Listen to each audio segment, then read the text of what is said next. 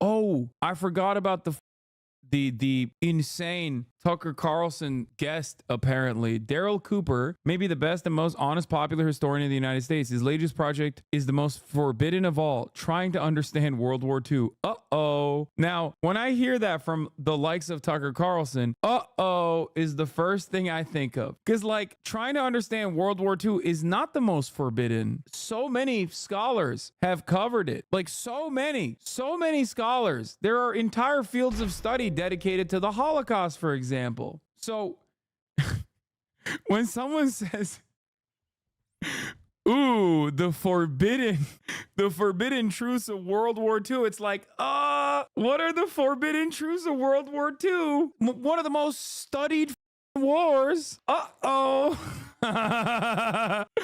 Oh, that's awesome. I wonder what those hidden truths are, Tucker. So I don't really know what this conversation is about, but I can guess, which Elon Musk responded with, very interesting, worth watching. Elon Musk deleted his tweet saying a podcast with Tucker Carlson and Daryl Cooper offering excusatory narrative for Nazis calling, while Winston Churchill, the chief villain of World War II, was very interesting, worth watching. So here's the thing.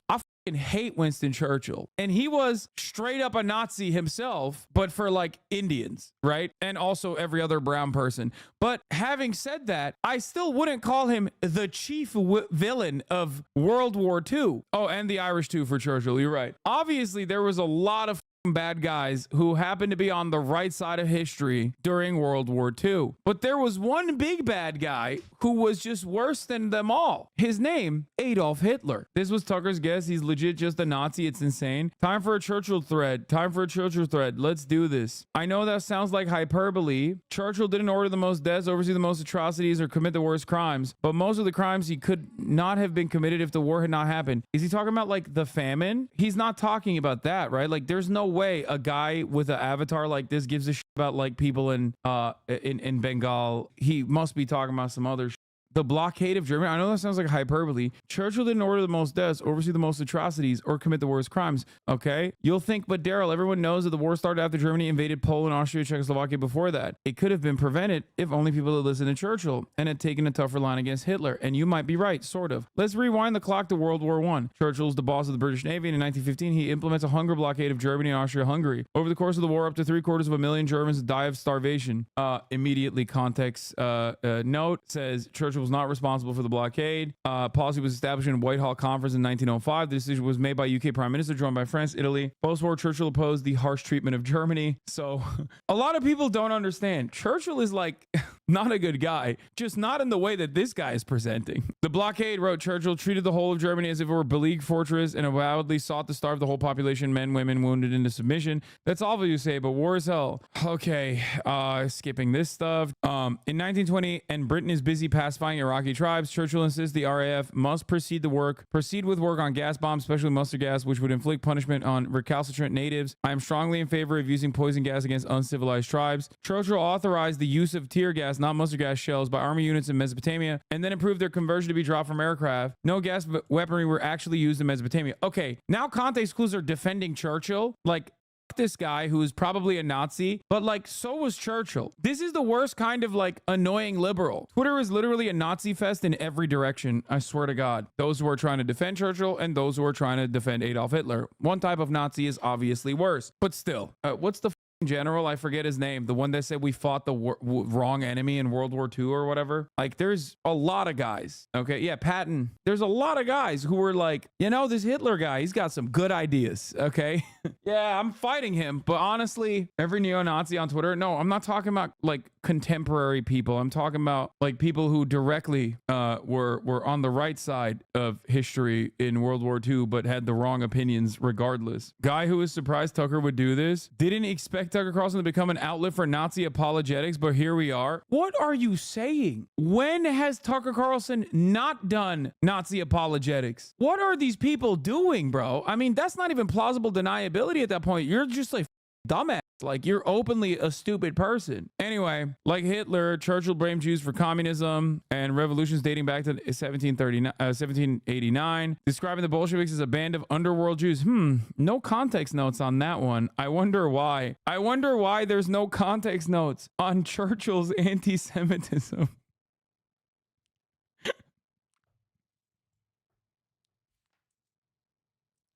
Who could say? Who could say why?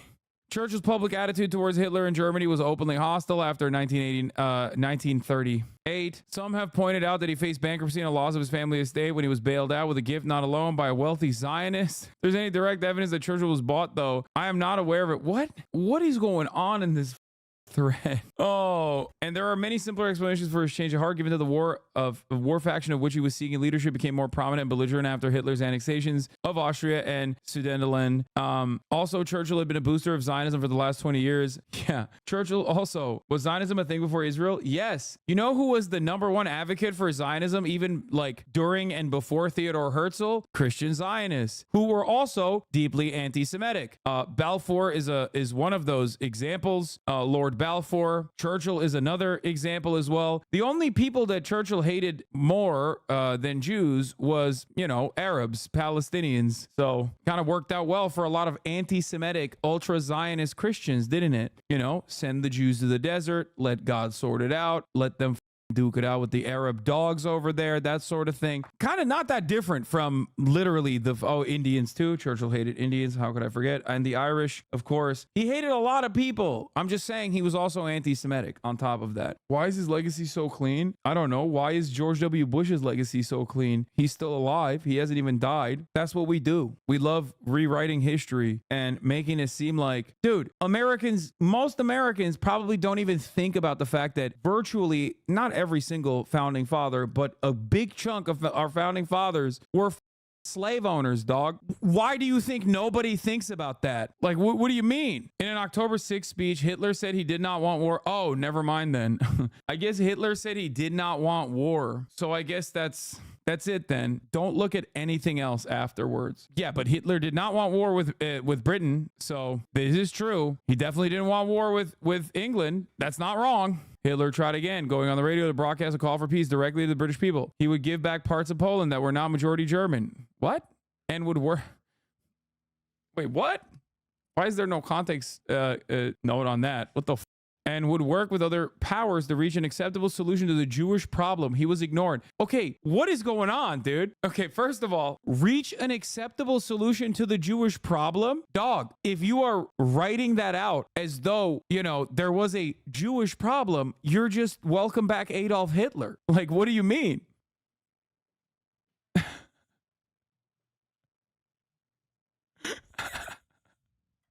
What is going on? Benjamin Netanyahu wanted peace. He just wanted a solution to the Palestinian problem. Like, what? He wanted an acceptable solution to the Palestinian problem. Oh, got it. Okay. The reason why I'm making comparisons to Israel is, one, because obviously Israel has a lot of fascist Nazi style politics, but also because someone in the chat said this guy also did like a long and I guess well thought out like series on Israel. So once again, showcasing that like the smoke that you have for Israel, you don't have for Nazi Germany. So maybe the smoke that you have for Israel is not about like ethno-nationalist supremacist sentiment, but the fact that it's Jews that are doing it. You have a problem with, Jewish people that are doing it, and not necessarily like the principle of ethno-nationalist supremacist apartheid and genocide. This is why I always say like fascists, both Nazis, neo-Nazis who are anti-Semitic, and also fascists who are pro-Israel, sometimes Jewish, other times not Jewish, regardless of what their background is ethnically, religiously. They still have the same goals, just the enemies are different and the in-group is different, but the goals still remain the same. I have an issue with the goal of ethno-nationalist supremacist attitudes and ethnic cleansing. I don't care who's doing it. I don't care if it's like Jews doing it or Germans doing it for folk. I don't care who the enemies are in that situation as well. I just think that the framework is fraught and also is disastrous and incredibly bloody, because I'm an anti-fascist and not an anti-Semite. What if it was the Ottomans trying to reclaim previous lands? On board with that too. In 1940, Noam Goldman, World Jewish Congress, said that if the war in Europe goes on for another year, 1 million of the 2 million Jews in Poland will be dead of starvation or killed by Nazi persecutors. This gets close to the heart of my Churchill criticism. My contention is not that the Third Reich was peaceful or that Germany did not kill Jews. Germany dishonored itself by its conduct on the Eastern Front. what kind of Holocaust revisionism, Nazi revisionism is this? He's like, listen, it was really up because they dishonored themselves. It was a few bad apples. My contention is that the war was not inevitable, that in fact almost no one but Churchill's faction wanted it, and that the atrocity. So the problem is, it's not wrong that Western capitalists, yes, early on, did not want a war with Nazi Germany. There was a period of appeasement. That's true. And if you ask liberals, they'll constantly talk about the appeasement of one side, Stalin, to be like, remember Stalin conducted a deal with Nazi Germany in an effort to like parse out pieces of Poland, and like they're the real evil in this situation. And it's like, again, both sides of this revisionist history operate on the same principles that like dumbass pro-Confederate Republicans operate on when they turn around and say, oh, well, the Republicans, Abraham Lincoln was a Republican actually, sweetie, so Democrats are the real racists. It's like, dude, a lot of history has happened since then, just like the main thing happened after the period of appeasement, both from the West and from the USSR. You can't literally talk about appeasement and not talk about what came after, because what came after is far more consequential. Atrocities against mass murders of Jews, Roma, disabled people, LGBTQ people, etc. by the Nazi regime began as early as 1934. The Nuremberg laws codified this terror act campaign in 1935. They were not the result of England declaring war in 1939. Yeah, this I think is not only supportable, but also as close to provable as historic counterfactuals can get. Let's continue. The next night, more British bombers flew over Germany. Oh my God, it should be illegal to make a Twitter thread this long. Clip from the Tucker pod instead of reading. It was the chief villain of the Second World War. Now, he didn't kill the most people. He didn't commit the most atrocities. But I believe, and I think when you really get into it and tell the story right and don't leave anything out, you see that he was primarily responsible for that war becoming what it did, becoming something other than an invasion of Poland. You know, Germany, look, they put themselves into a position, and Adolf Hitler is chiefly responsible Why do you often say England instead of Britain? I don't know. It's just easier for this, but his whole regime is responsible for it. That when they went into the East in 1941, they launched a war where they were completely unprepared to deal with the millions and millions of... I think it's kind of terrifying that the position that, like, outside of the Jew thing, Hitler wasn't all that bad has become an increasingly more popular position in the supposed intellectuals of the right. Like, this was originally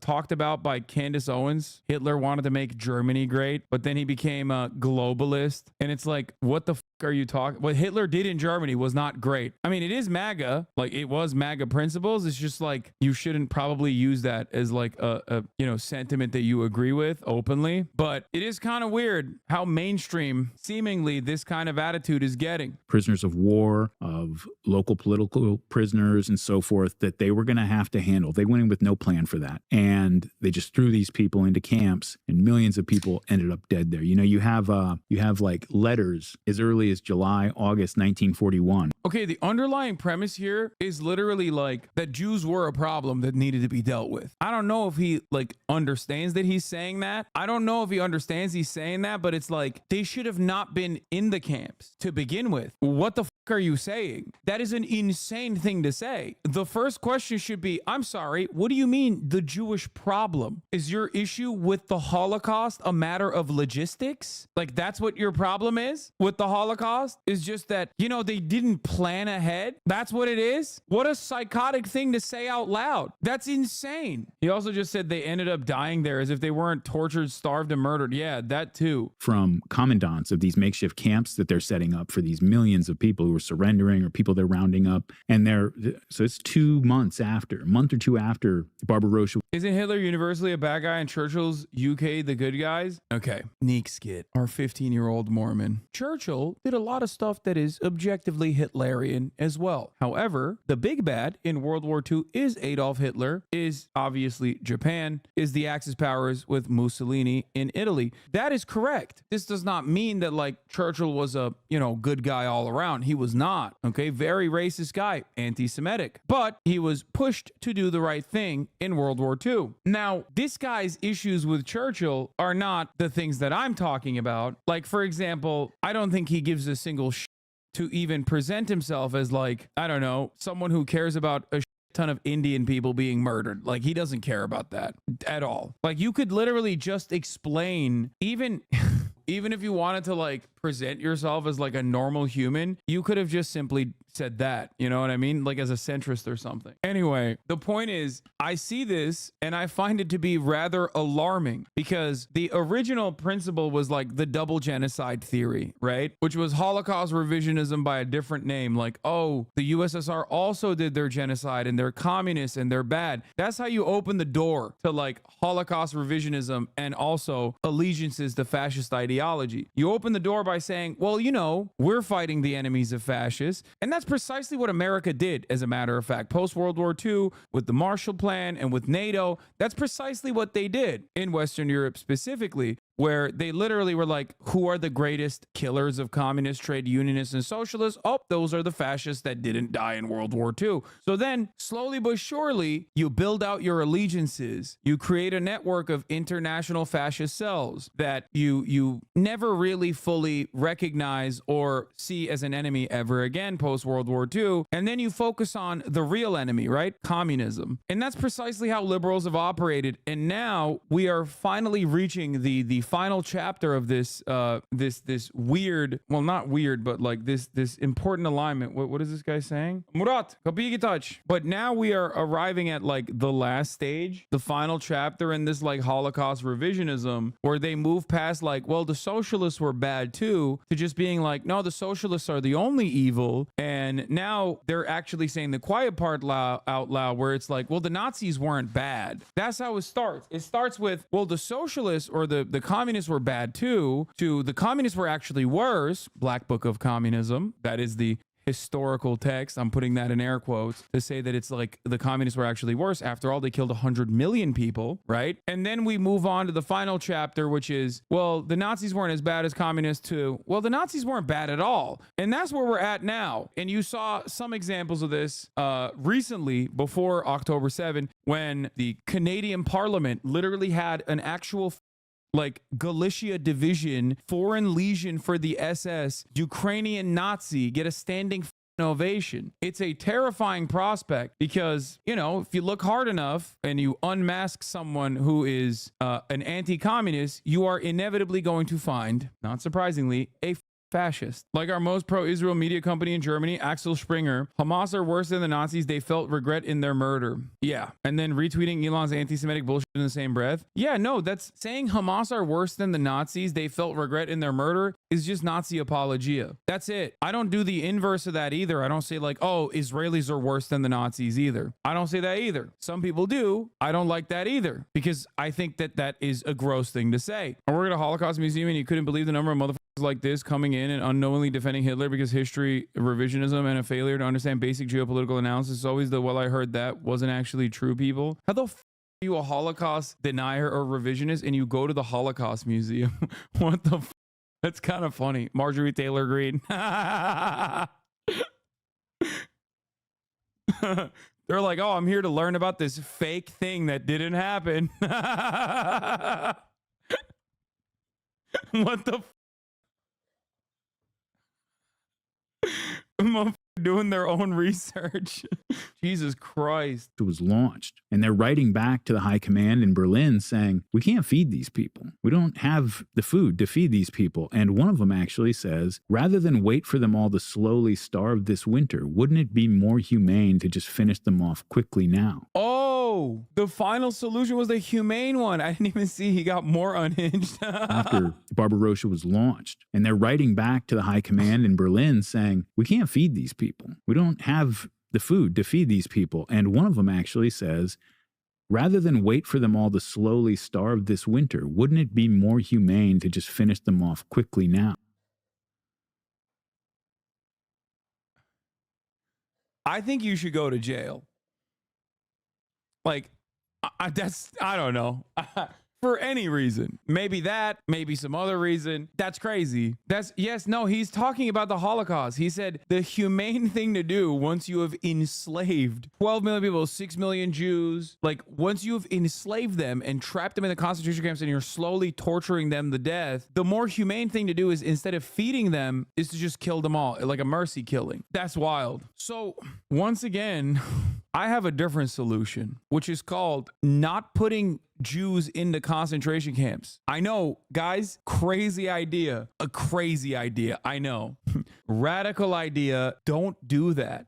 That was a nut ass thing to just say unashamedly. Did you see who's following this guy?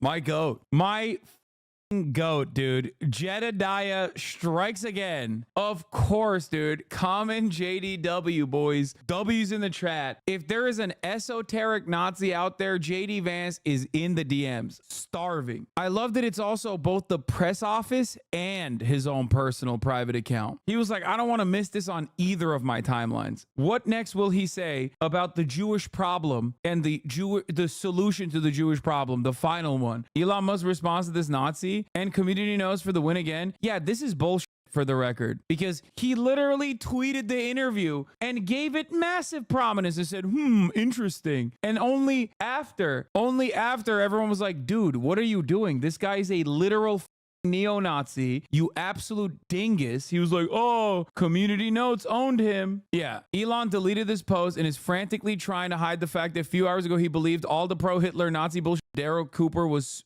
spewing. Very interesting, worth watching, he says. It's fervently anti-Semitic, yet Jingo is for Israel. What a doofus. No, it's not. It's not that stupid. There are more anti-Semitic Christian Zionists out there than there are like anything else. Then there are Jews out there that are pro-Zionist, pro-Israel, or anti-Israel and anti-Zionist. Like, it is the most common position. But we, by way of Nazis and by way of like the Israeli Nazis in the Israeli state, doing a ton of propaganda in either direction, oftentimes saying the exact same thing, think that this is a Jewish conversation. That's why when you listen to anti-Semitic pro-Zionist Christian Zionists, and when you listen to Jewish ultra-Zionists that defend Israel, they say the same shit.